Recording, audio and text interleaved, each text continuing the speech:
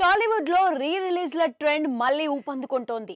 గతంలో block buster గా నిలిచిన అనేక తెలుగు చిత్రాలు మరోసారి థియేటర్లో అలరించడానికి రెడీ అవుతున్నాయి. పాత సినిమాలతో ప్రేక్షకులకు సరికొత్త అనుభూతిని పంచడానికి 4K వర్షన్ లోకి రీమాస్టర్ చేసి విడుదల చేయడానికి మేకర్స్ సన్నాహాలు చేస్తున్నారు.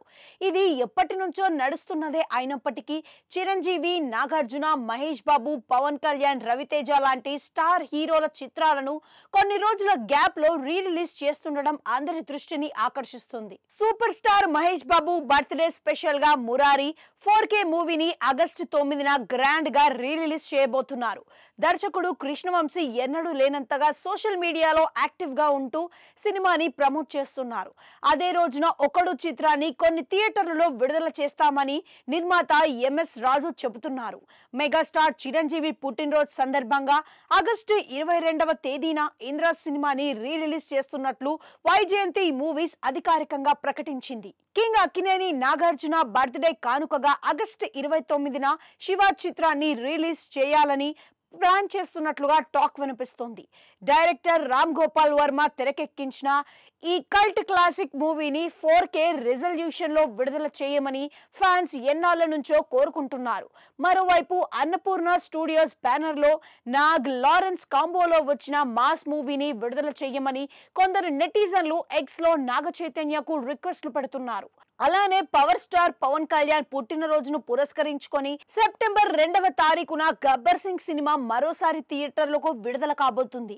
ఇక మాస్ మహారాజా రవితేజ, దర్శకధీరుడు ఎస్ఎస్ రాజమౌళి కాంబోలో తెరకెక్కిన విక్రమార్కుడు చిత్రాన్ని 4K రిజల్యూషన్ తో ఈ నెల 27న రీ రిలీజ్ చేయనున్నారు.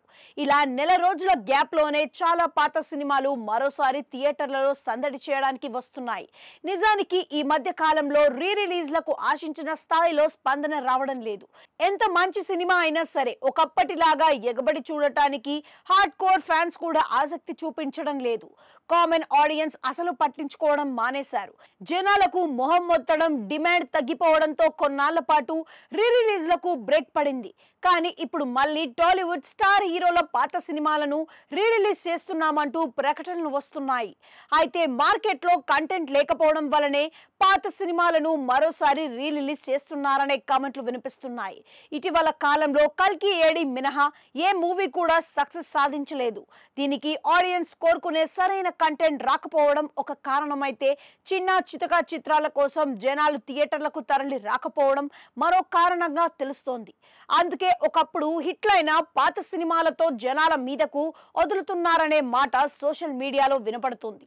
చిరంజీవి, నాగార్జున, మహేష్ బాబు, పవన్ కళ్యాణ్ వంటి అగ్ర హీరోల నుంచి ఇప్పుడిప్పుడే కొత్త సినిమాలు వచ్చే పరిస్థితి లేదు.